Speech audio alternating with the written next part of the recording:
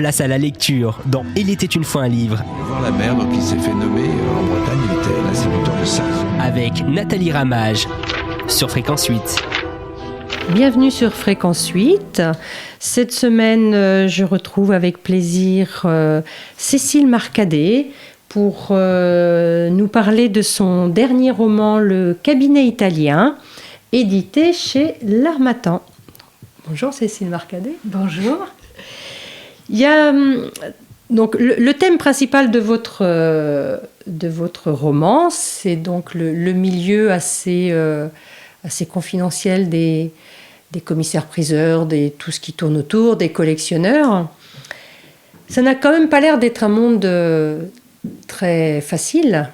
Vous dites, ou vous faites dire à votre personnage, votre héroïne, dans ce milieu, il n'y a pas d'amis, pas de famille, pas de sentiments. Ça ne doit pas être facile. Oui, quand on veut acheter quelque chose, même si on a une amie qui veut acheter la même chose, on n'en tient pas compte. Il n'y a plus d'amis, quoi. C'est très, très dur. On aurait un pistolet, ce serait pareil. Hein. Ah oui, l'autre peut mourir, c'est pas grave. du moment qu'il n'a pas l'objet. Il n'a pas l'objet, oui. Impitoyable. C'est impitoyable.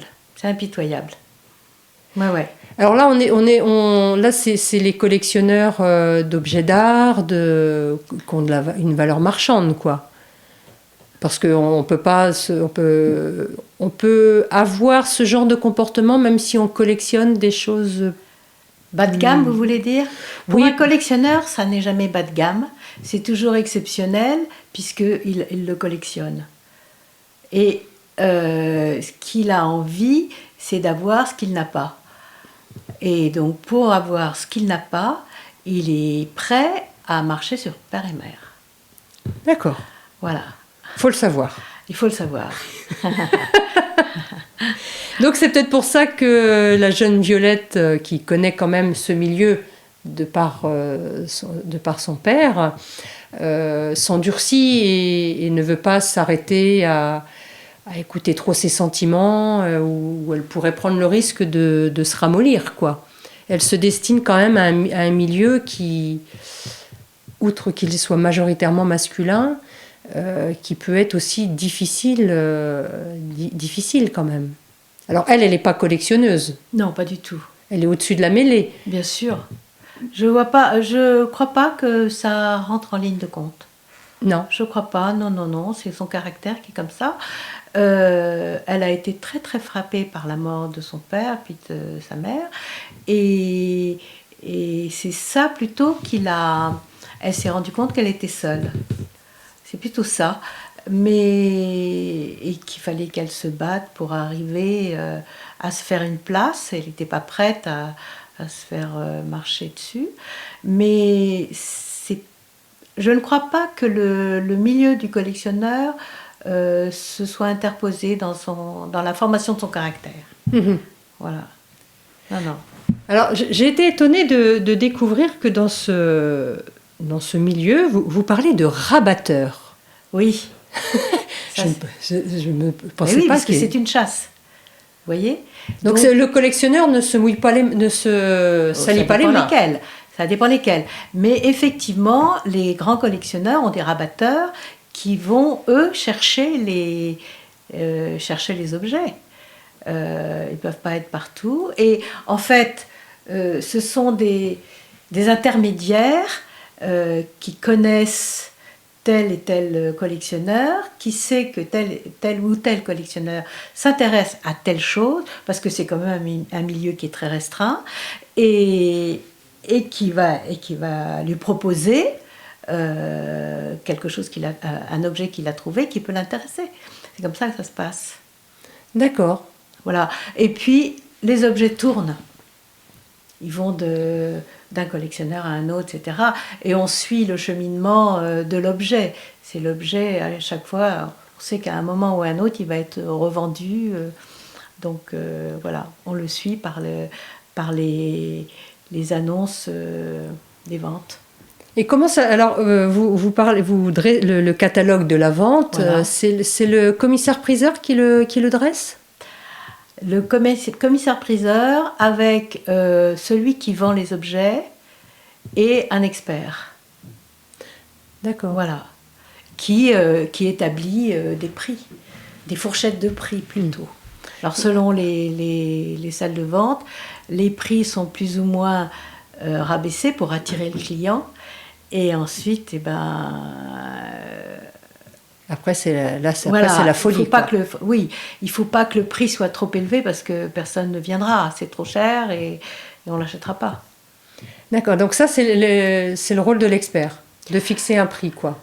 Oui, c'est l'expert. Avec le collectionneur qui vend, qui peut lui suggérer le prix qu'il voudrait. Et l'expert lui dit non, il met une fourchette basse et haute. D'accord, et ça va être le prix de départ. Non, Pas ça peut forcément. être non, pas du tout, ça n'a rien à voir. Ça, c'est une estimation. Le prix de départ, c'est le commissaire-priseur en présentant la pièce qui dit un premier prix, un prix d'appel. D'accord, mais c'est quand même en référence avec l'estimation qui a été faite Pas par du l'expert? tout. Pas du tout. Mais de toute façon, le commissaire-priseur sait très bien le prix de la marchandise la plupart du temps. C'est un peu un expert aussi, quoi. Oui, Alors, je ne savais pas du tout comment fonctionnait ce milieu-là.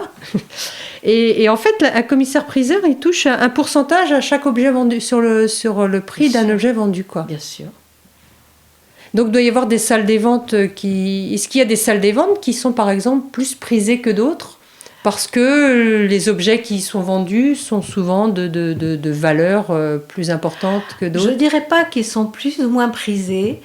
Il y a des salles des ventes qui sont plus intéressantes parce que plus spécialisées.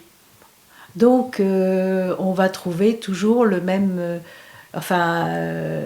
si on est intéressé par un style Oui. d'objet, on sait qu'à cet endroit-là, il y aura, et puis ils font des ventes spécifiques aussi, et donc voilà. Donc, il n'y a pas toujours de tout. Il peut y avoir des salles des ventes qui sont spécialisées. Ah oui, je sais qu'à Rennes, par exemple, il y a un peu de tout.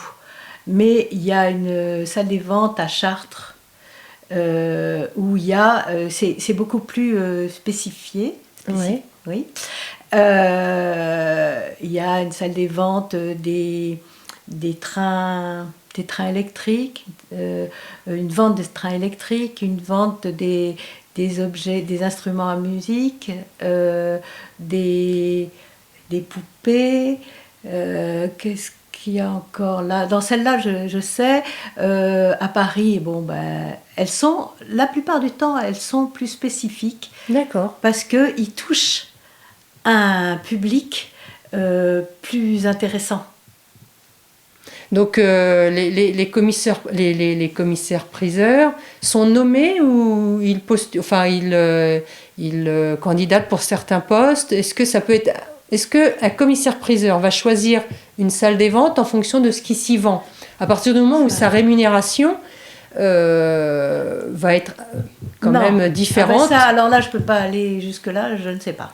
J'étais Mais étonnée. je ne crois pas. C'est une charge qu'on achète. Ah, c'est une charge qui est achetée. Oui, mais je crois pas peut-être parce que ça les intéresse ou parce qu'on fait des ventes qui sont plus intéressantes pour ce qu'ils ont envie de faire. Mais je pourrais pas vous répondre d'une façon plus précise que ça. Ils prêtent serment. Ah oui. Ils prêtent serment comme, Oui. Oui. comme un médecin prête serment. Tout à fait. Oui. Oui, c'est une charge. Oui. Il y en a beaucoup, non? C'est surtout dans les grandes villes, ça, les salles des ventes. Bon, il y en a une à Rennes. Il y a des ventes. Alors, il y a des. Je me souviens d'être allée à une vente de livres. C'était assez spécial. À chaque fois, les ventes de livres se passaient à cet endroit-là. C'est dans les Côtes d'Armor. Alors, je ne sais plus où. D'accord. Il peut y avoir des... Non, pas forcément une grande ville, non. D'accord. Oui, alors, bon, comme c'est un milieu que maintenant je connais un petit peu mieux, grâce au cabinet italien. En tous les cas, Violette est plus intéressée, c'est vrai que c'est pas une collectionneuse, elle est plus intéressée par le côté... alors c'est peut-être de par son père, hein, c'est vrai qu'elle n'est pas du tout dans ce profil de collectionneuse, quoi. Ah, pas du tout, non. Donc il y a vraiment... Non, elle, ce qu'elle aime, c'est trouver les beaux objets et pouvoir les vendre. Mais c'est tout. En lien avec sa formation d'histoire de l'art. Voilà, c'est ça, absolument. Bon, eh bien écoutez, ce sera le mot de la fin pour aujourd'hui. On se retrouve demain puisque nous avons encore 2 jours à passer ensemble, jeudi et vendredi. Et on laisse place à un peu de lecture en musique, comme d'habitude. Et je vous dis à demain. À demain. Cécile Marcadet, Le cabinet italien. Un observateur extérieur pourrait imaginer que ces 2 belles jeunes femmes, penchées l'une vers l'autre, au-dessus de leur café fumant, se racontent leurs petits secrets amoureux. Il n'en est rien. Cette fois, c'est à Violette de faire un rapide résumé de sa vie d'après. Il y a moins de pittoresque, mais tout autant d'événements que chez son amie. Elle lui décrit avec enthousiasme sa rencontre avec Joe, son protecteur, omettant ses soucis d'adaptation à sa vie d'orpheline. Ça n'intéresse personne, et elle préfère taire son chagrin. Elle lui parle de son projet de la présenter à ce collectionneur extraordinaire pour qui elle a déjà travaillé.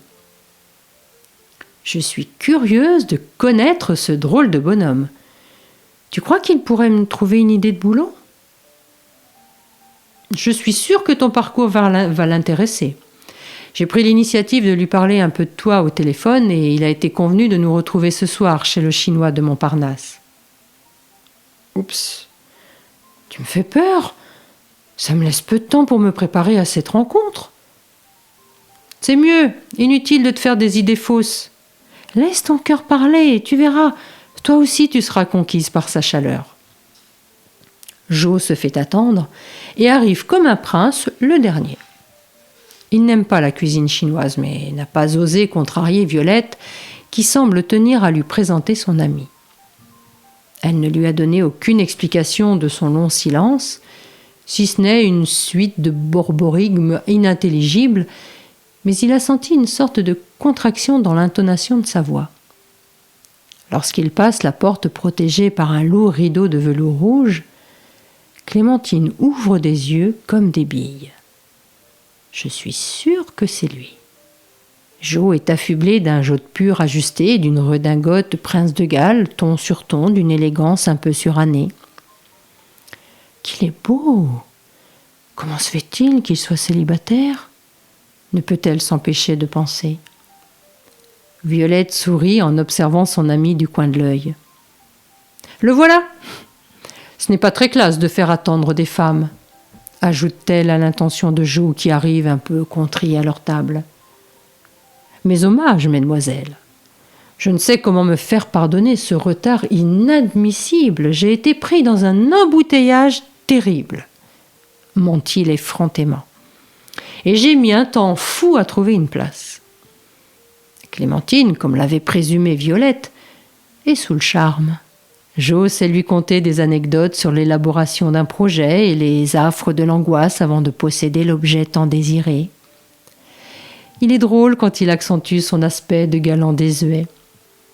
Insidieusement, il interroge Clémentine pour connaître l'étendue de ses qualités. Il a rapidement compris que Violette voulait la confier à ses soins, mais il ne saurait laisser à n'importe qui, d'inapte à ses yeux, le soin d'une quête d'objets essentiels à sa vie. Donc, il analyse, il observe, il suppute et réfléchit. De toute façon, elles sont charmantes et délicieuses, et contrairement à ce qu'il avait craint, il passe un bon moment. D'autant que le restaurant chinois, choisi par Violette, n'est pas aussi exécrable qu'il ne le supposait. Le projet élaboré par Violette se déroule à merveille. Jo et Clémentine se quittent en promettant de se revoir. Violette est chargée de jouer les entremetteuses car c'est elle qui a les téléphones de l'un et l'autre. Clémentine monte chez Violette qui lui a offert l'hospitalité d'une nuit. Une nuit est trop courte pour les deux jeunes femmes qui commentent et supputent chaque phrase de Jo, ses expressions, ses sous-entendus. Clémentine est impatiente de connaître le royaume de cet énergumène hors du commun. Mais Violette freine ses élans. Elle veut rester maîtresse de la situation et ne tient pas du tout à voir les événements lui échapper, et elle tient d'abord à se venger de Federico et de la violence qu'elle a entreaperçue. Dr Jekyll ou Mr Hyde ? Je n'arrive pas à discerner son vrai visage. Et dire que j'ai failli succomber à son charme, songe-t-elle. Clémentine observe son amie. La voilà repartie dans ses rêveries. Bon, puisque tu as l'air d'apprécier Jo, si tu veux, j'essaierai de le recontacter pour qu'il nous fasse visiter sa caverne d'Ali Baba. Tu pourras t'en faire une image plus précise. Et qui sait, il aura à nouveau un travail à nous confier. Ce serait chouette de travailler à deux. Qu'en dis-tu ? Place à la lecture dans Il était une fois un livre. Voir la mère, donc il s'est fait nommer en Bretagne, il était l'instituteur de Sarre. Avec Nathalie Ramage sur Fréquence 8.